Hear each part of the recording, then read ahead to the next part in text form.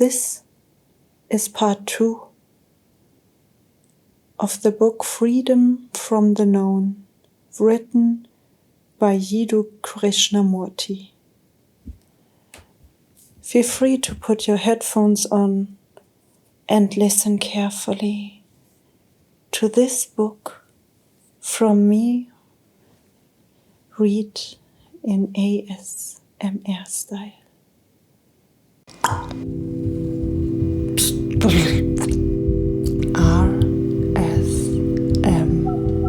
Katz.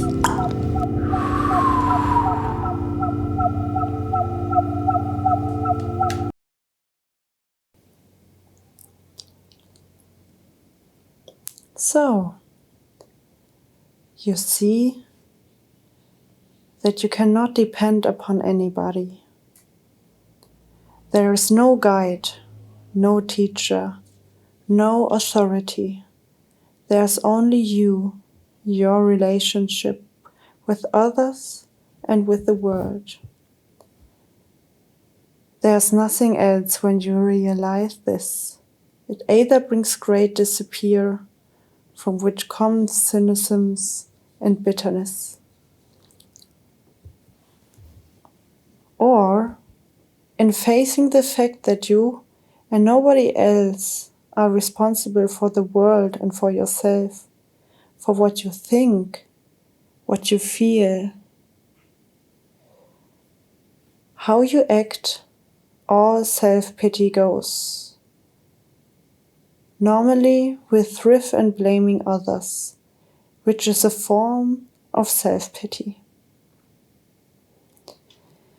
Can you and I then bring about in ourselves, without any outside influence, without any possession, without any fear of punishment, can we bring about in the very essence of our being a total revolution, a psychological mutation?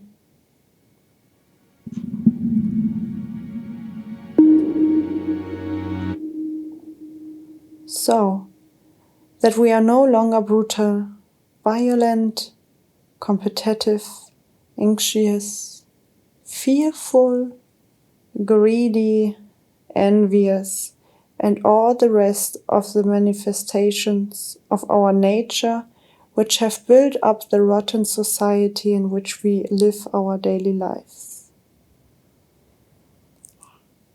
It is important to understand from the very beginning that I am not formulating any philosophy or any theological structure of ideas or theological concept. It seems to me that all ideologies are uteroidictic. What is important is not the philosophical of life, but to observe what is actually taking place in our daily life, inwardly and outwardly. If you observe very closely what is taking place and examine it, you will see that it is based on an intellectual conception. And the intellect is not the whole field of existence. It is a fragment. And a fragment, however clearly but together, however ancient and traditional, is still a small part of existence, whereas we have to deal with the totality of life. And when we look at what is taking place in the world, we begin to understand that there is no outer and inner process.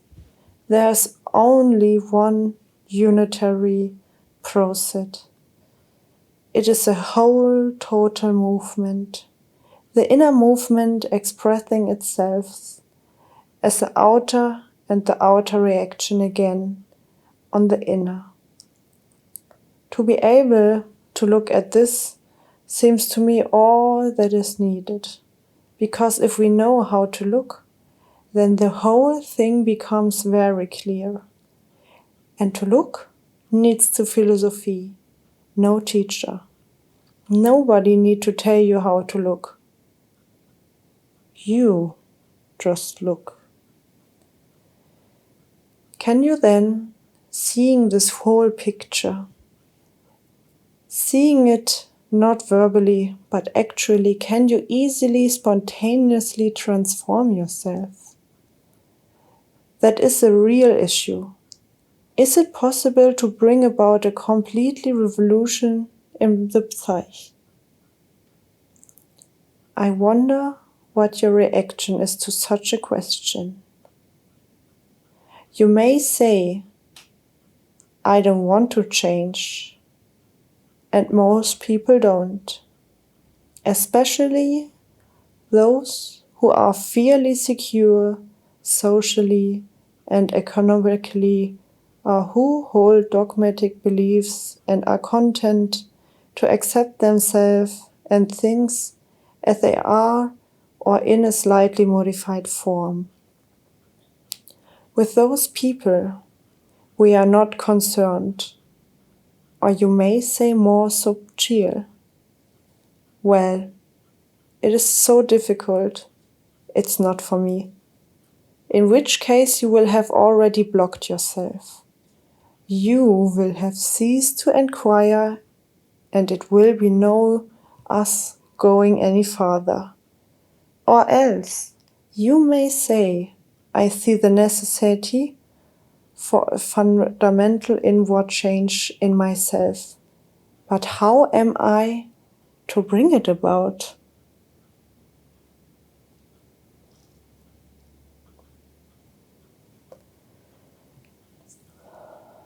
Please show me the way.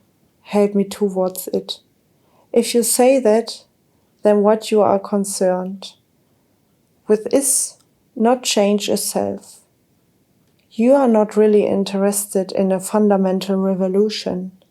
You are merely searching for a method, a system to bring about change.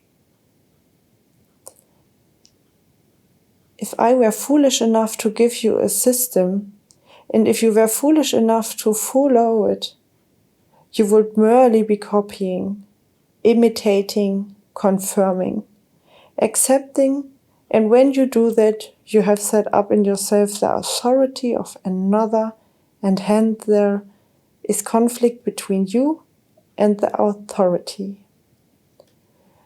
You feel you must do such and such a thing because you have been told to do it, and yet you are incapable of doing it. You have your own particular inclinations, tendencies and pressures, which conflict with the system you think you ought to follow, and therefore there is a contradiction. So you will lead a double life between the ideology of the system and the actuality of your daily existence. In trying to conform to the ideology, you suppress yourself. Whereas what is actually true is not the ideology, but what you are. If you try to study yourself according to another, you will always remain a second-hand human being. A man who says, I want to change, tell me how to, seems very earnest, very serious, but he is not. He wants an authority who hopes will bring about order in himself. But can authority ever bring about inward order? Order imposed from without must always breed disorder. You may see the truth of this intellectually, but can you actually apply it so that your mind no longer projects any authority? The authority of a book, a teacher, a wife, or a husband. a parent, a friend, or of society. Because we have always functioned within the pattern of a formula, the formula becomes the ideology and the authority. But the moment you really see that the question, how can I change, sets up a new authority, you have finished with the authority forever. Let us state it again clearly. I see that I must change completely from the roots of my being. I can no longer depend on any tradition, because tradition has brought about this colossal laziness, acceptance and obedience. I cannot possibly look to another to help me to change.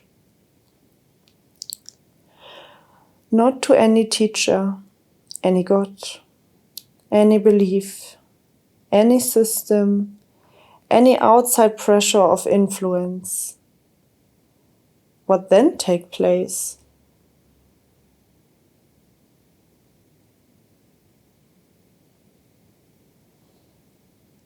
First of all, can you reject all authority?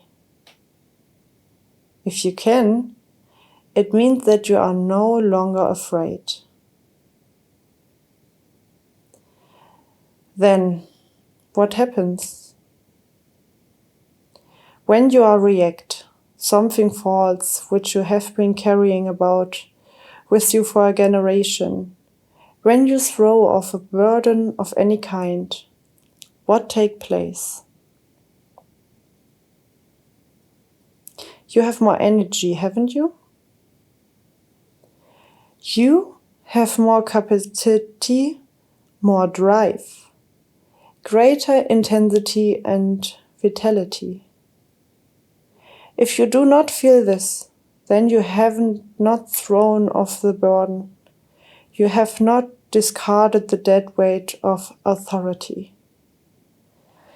But when you have thrown it off and have this energy in which there is no fear at all, no fear of making a mistake, no fear of doing right or wrong, then is not that energy itself the mutation. We need a tremendous amount of energy and we disappear it through fear. But when there is this energy which comes from throwing off of every form of fears, that energy itself produces the radical inward revolution. You do not have to do a thing about it. So you are left with yourself. And this is the actual state for a man to be who is very serious about all this. And as you are no longer looking to anybody or anything for help, you are already free to discover. And when there is freedom, there is energy. And when there is freedom, it can never do anything wrong. Freedom is entirely different from revolt. There is no such thing as doing right or wrong when there is freedom. You are free, and from the center you act. And there is no fear. And a mind that has no fear is capable of great love. And when there is love, it can do what it will.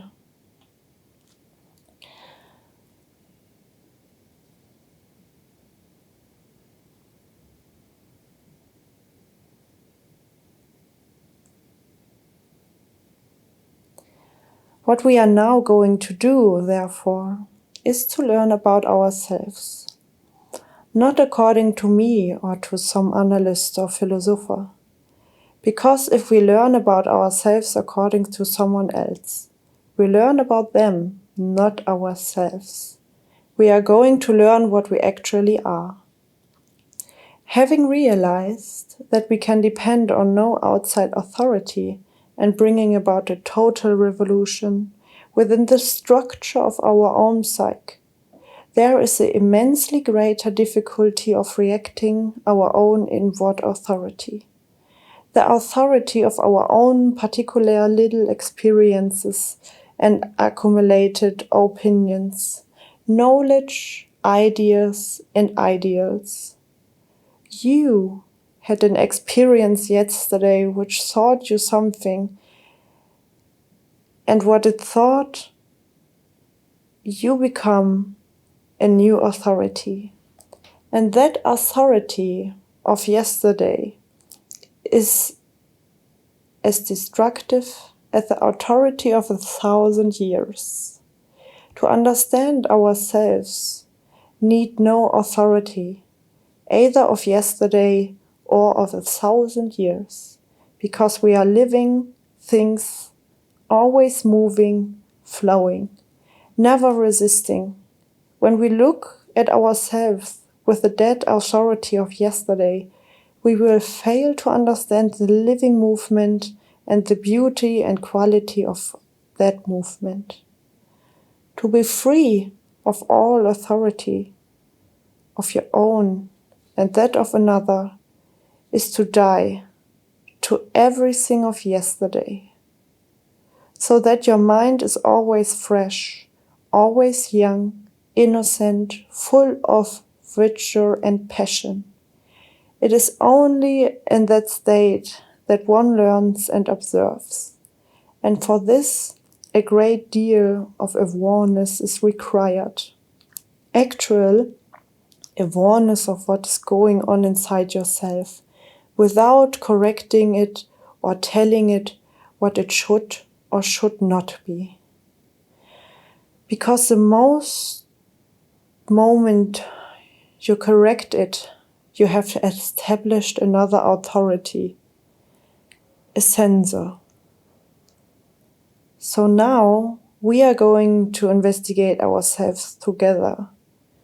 Not one person explaining while you read, agreeing or disagreeing with him as you follow the words on the page, but taking a journey together, a journey of discovery into the most secret corners of our minds. And to take such a journey, we must travel light. We cannot be burdened with his opinions, prejudices, and conclusions. All that old furniture we have collected for the last 2,000 years and more. Forget all you know about yourself. Forget all you have ever thought about yourself. We are going to start as if we knew nothing. It rained last night, heavily, and now the skies are beginning to clear. It is a new, fresh day. Let us meet that fresh day as if it were the only day. Let us start on our journey together, with all the remembrance of yesterday left behind, and begin to understand ourselves for the first time.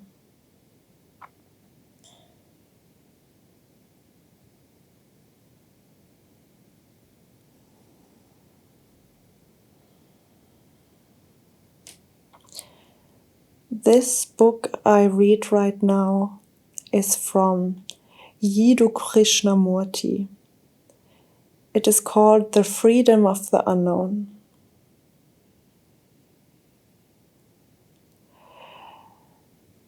This book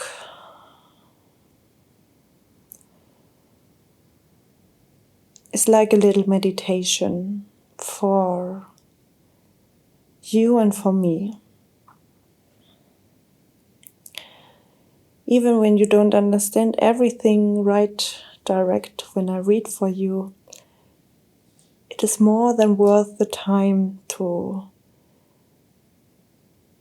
read part for part, again and again, click on my video and listen again and again over it.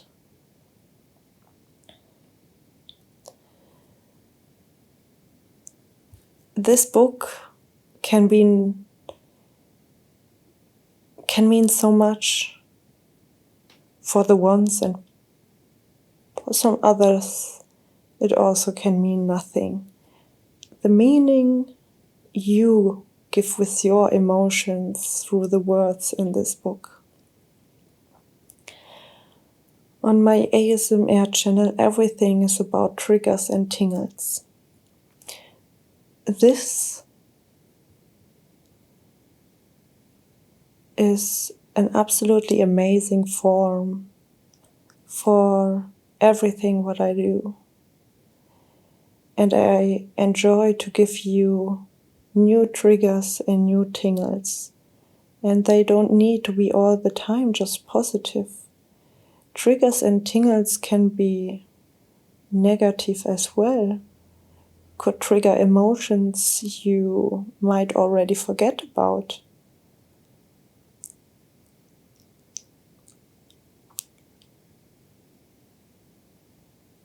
They can make you relax.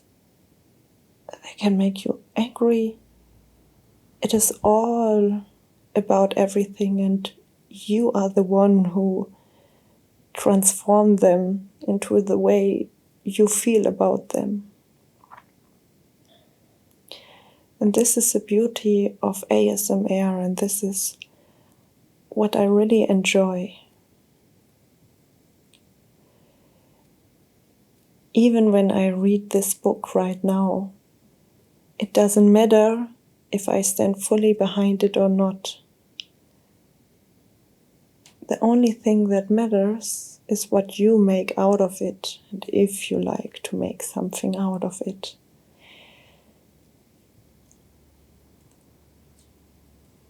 I am just the one who try to transport different kind of emotions, triggers and tingles to you with help of different things like reading books, different things like sounds.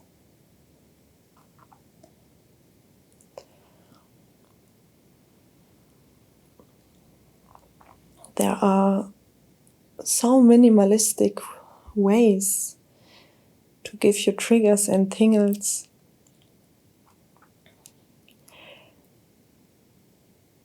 And this is the amazing part of it, because a lot of people already forget about how simple sound can be and how effective it can be for your wealth. And even when they triggers you at the deepest part in a very, very strange way, you just learn from them. And progress is always good and always helpful, even when you don't see it right now in that moment.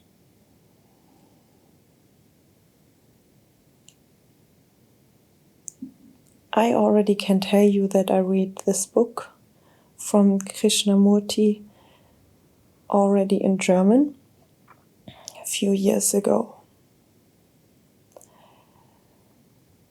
I have to say that I directly see and read that this book was not written in German and that the translation was not the best. But when I read this book in German, I wasn't able to read the English version from it. And so I was sure that I have to read it again in another time.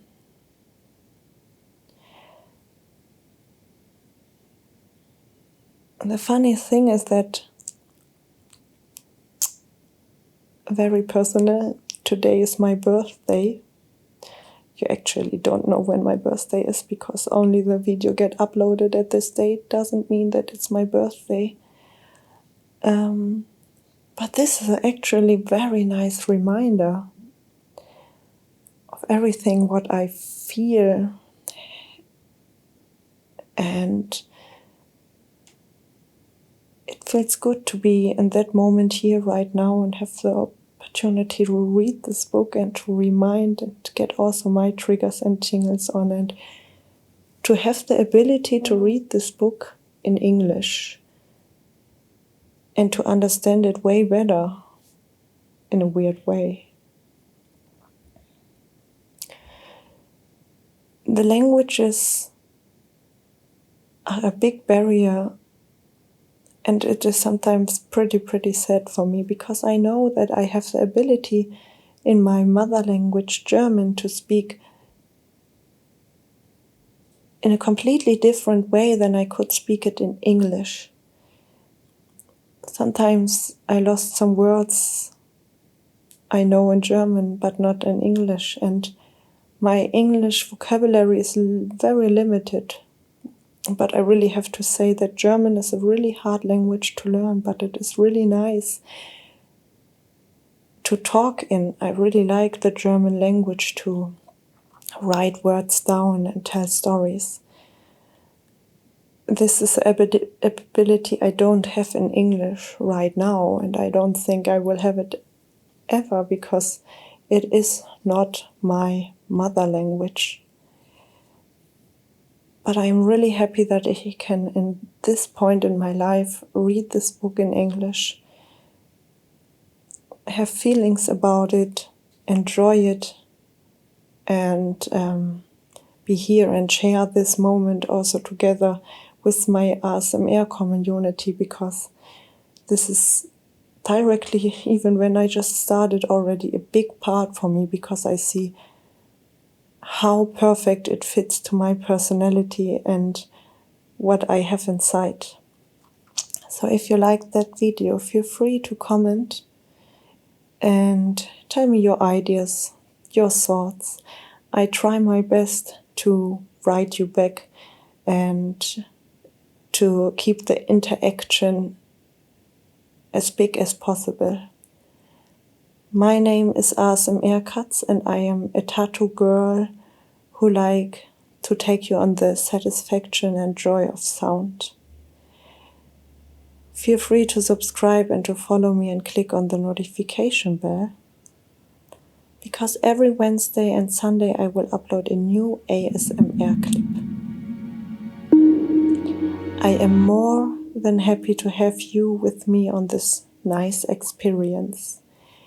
And I don't even just have this philosophical book to read. I have a lot of different videos where I show you with different tools the satisfaction of sound.